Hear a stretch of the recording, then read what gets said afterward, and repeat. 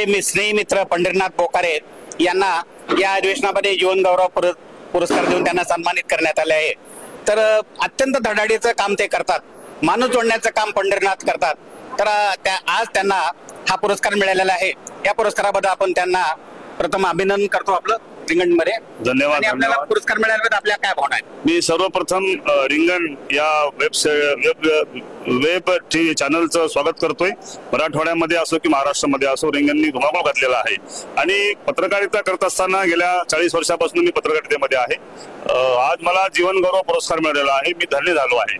आज वरोरा शहर या शहरामध्ये आमचा सत्कार करण्यात आला आणि पत्रकारिता प्रके यात्रे साहेबांसारखी पत्रकारिता आता पुढे रिंगण घेणार आहे असं माझं मत आहे।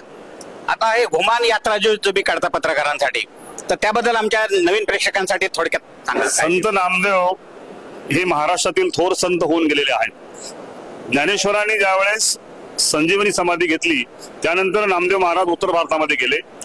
24 वर्षे त्यांनी घुमान या ठिकाणी वास्तव केला आणि भक्ती केली। त्यांचा जन्मदिवस दरवर्षी पंजाबमध्ये फार मोठ्या प्रमाणात साजरा केला जातो।